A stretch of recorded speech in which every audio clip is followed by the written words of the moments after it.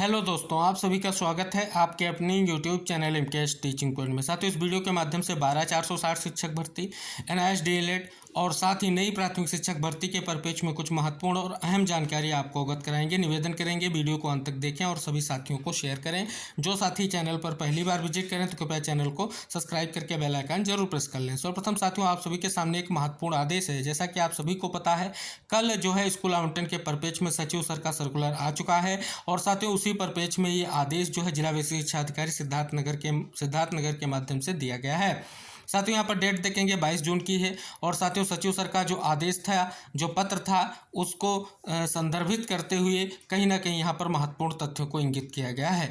लिखा गया है कि सचिव उत्तर प्रदेश बेसिक शिक्षा परिषद प्रयागराज के पत्र 21/6/2024 का संदर्भ ग्रहण करें। उक्त पत्र द्वारा 12,460 सहायक अध्यापक भर्ती प्रक्रिया अंतर्गत नवनियुक्त सहायक अध्यापकों के विद्यालय आवंटन हेतु 27/6/2024, 28/6/2024 और 29/6/2024 निर्धारित करते हुए कार्रवाई पूर्ण करने हेतु विस्तृत दिशा निर्देश निर्गत किया गया है। उक्त के अनुपालन में जनपद सिद्धार्थनगर में 12,460 सहायक अध्यापक भर्ती प्रक्रिया के अंतर्गत नियुक्त पत्र प्राप्त समस्त सहायक अध्यापकों शिक्षकों को आदेशित किया जाता है कि निम्नलिखित सूची के अनुसार निर्धारित दिवस पर समय प्रातः 10:30 बजे अधोक्षरी कार्यालय में स्वयं उपस्थित होकर के तैनाती समिति के समक्ष विद्यालय आवंटन हेतु ऑनलाइन विकल्प पत्र निर्धारित समय सारणी में प्रस्तुत करना सुनिश्चित करें। किसी भी दशा में जो है प्रतिस्थायी ग्राह्य नहीं होगा। अनुपस्थिति की दशा में प्रत्यावेदन पर विचार किया जाना संभव ना होगा। तो देख सकते हैं साथियों, यहाँ पर जो समस्त दिव्यांग महिला एवं दिव्यांग पुरुष एवं समस्त महिला शिक्षिकाएँ हैं वो 28/6/2024 को प्रातः 10 बजे से 5 बजे तक और समस्त जो पुरुष शिक्षक हैं वो 29/6/2024 को प्रातः 10 बजे से 5:30 बजे तक जो है उपस्थित हो। ये आदेश आ चुका है। तो देख सकते हैं साथियों, सचिव सर के आदेश के अनुक्रम में एक महत्वपूर्ण आदेश आप सभी के सामने है। तो जिन साथियों ने सिद्धार्थनगर जिले में काउंसलिंग करवाई थी और उनको नियुक्ति पत्र मिला है, तो उनके लिए साथियों बड़ी खबर निकल कर आ चुकी है। ऐसे ही साथियों समस्त 51 डिस्ट्रिक्ट में ये प्रक्रिया इसी प्रकार संपन्न होगी, जिसका कहीं ना कहीं प्रोफार्मा आप सभी के सामने है। इसी तरीके से कहीं ना कहीं आदेश आपको देखने को मिलेंगे। अब साथियों इसके बाद बात कर लें जो होल्ड सीट वाले साथी उनका क्या होगा। तो साथियों आप सभी को पता है, इस आदेश में अगर देखेंगे सचिव सर का जो आदेश है उसमें स्पष्ट तौर पर जिन साथियों का नियुक्ति पत्र होल्ड है, ऐसा कोई स्पष्ट तौर पर उसमें बिंदु का उल्लेख नहीं किया गया है। तो उन लोगों को प्रयास करना होगा, क्योंकि साथियों आप सभी के पास अभी समय है 27, 28 और 29 तारीख में प्रक्रिया पूर्ण होनी है। उससे पहले आप सभी विभागीय स्तर पर प्रयास करते हुए अपने लिए भी निष्कर्ष की ओर प्रयास कर सकते हैं और उम्मीद है कि उनके किए गए प्रयास का निष्कर्ष निकलेगा और जो जिन कारणों से उनके नियुक्ति पत्र होल्ड हुए हैं उनका निस्तारण किया जाएगा और उनकी नियुक्ति जो है सुनिश्चित हो सकेगी। दूसरी खबर साथियों, थर्ड काउंसलिंग के परिप्रेक्ष्य में जो साथी चयनित हैं और जो कहीं ना कहीं लगातार प्रयास कर रहे हैं, अब उनको स्कूल आवंटन की प्रक्रिया के साथ साथ प्रयास स्टार्ट करना होगा, जिससे जल्द से जल्द जो रिक्त पद हैं उनके परिप्रेक्ष्य में उचित निर्णय लेते हुए जल्द से जल्द स्थिति क्लियर हो सके और जल्द से जल्द कहीं ना कहीं आप सभी का भी जो है 12,460 शिक्षक भर्ती के 6,470 पदों के अंतर्गत चयन सुनिश्चित हो सके। तो साथियों ये आपके 12,460 शिक्षक भर्ती से संबंधित महत्वपूर्ण खबरें थी। उम्मीद करेंगे वीडियो को लाइक शेयर जरूर कीजिएगा।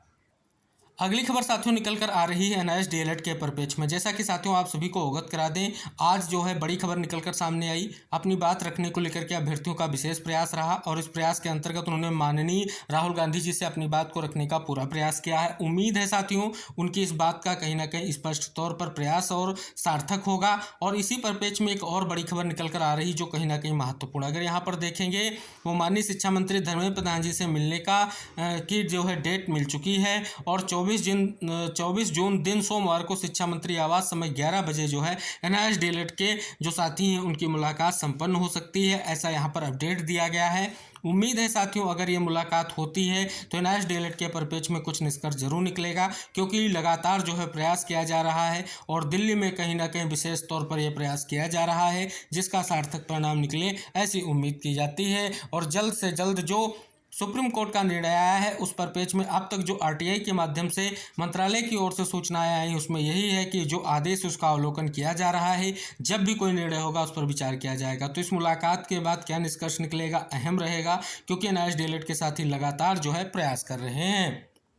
अब यहाँ पर साथियों देखेंगे एक बड़ी खबर है। यहाँ पर देखेंगे स्पष्ट तौर पर क्या कुछ निष्कर्ष निकल कर आ रहा है।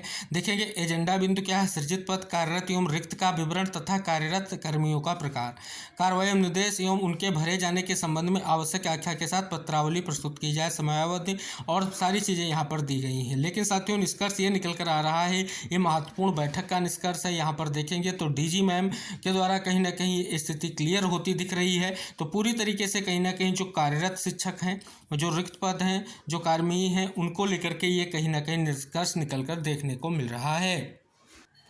अब साथियों यहाँ पर बात कर लें नई प्राथमिक शिक्षक भर्ती के परिप्रेक्ष्य में। तो जैसा कि साथियों आप सभी को पता है, वर्तमान में जो भर्ती प्रक्रियाएं लंबित हैं उनका निस्तारण विभाग की ओर से किया जा रहा है, जिसमें आप देखेंगे 12,460 शिक्षक भर्ती के जो चयनित हैं उनको लेकर के स्थिति क्लियर हो रही है। और लंबित मामलों में देखें तो स्थानांतरण की प्रक्रिया पर भी कहीं ना कहीं स्पष्ट तौर पर आप देख रहे हैं आदेश हुआ है और उसकी प्रक्रिया पूर्ण हो रही है। समायोजन की प्रक्रिया पर बात चल रही है। और इसके बाद साथियों आप सभी को पता है 69,000 शिक्षक भर्ती का मामला जो है अभी भी कहीं ना कहीं महत्वपूर्ण मुद्दा बना हुआ है, जिसका जो है आर्डर डबल बेंच में अभी भी रिजर्व है और उसके आने के बाद उसका भी निस्तारण होना है। तो कहीं ना कहीं साथियों अगर देखेंगे तो नई प्राथमिक शिक्षक भर्ती के परिप्रेक्ष्य में जैसा कि आप सभी को पता है लगातार प्रयास किया जा रहा है, लेकिन निष्कर्ष वही है, जो पेंडिंग भर्तियां हैं कहीं ना कहीं उनको प्राथमिकता से निस्तारण की स्थिति स्पष्ट हो रही है। और उसके बाद कहीं ना कहीं उम्मीद करेंगे कि जो नई प्राथमिक शिक्षक भर्ती की स्थिति है उसका भी आकलन किया जाएगा और जल्द ही जो कहीं ना कहीं बहुत समय से मांग चल रही है अभ्यर्थियों की उसको पूर्ण करने का प्रयास किया जाएगा। अगर साथियों इस परिप्रेक्ष्य में कोई और खबर आती है तो हम आप तक जरूर शेयर करेंगे। तो साथियों ये थी आपके 12,460 शिक्षक भर्ती, NIST DLED और नई प्राथमिक शिक्षक भर्ती के परिप्रेक्ष्य में। उम्मीद करेंगे सभी साथी इस वीडियो को लाइक शेयर करेंगे और चैनल को सब्सक्राइब करेंगे। मिलते हैं नेक्स्ट अपडेट के साथ, तब तक के लिए बाय बाय, टेक केयर साथियों।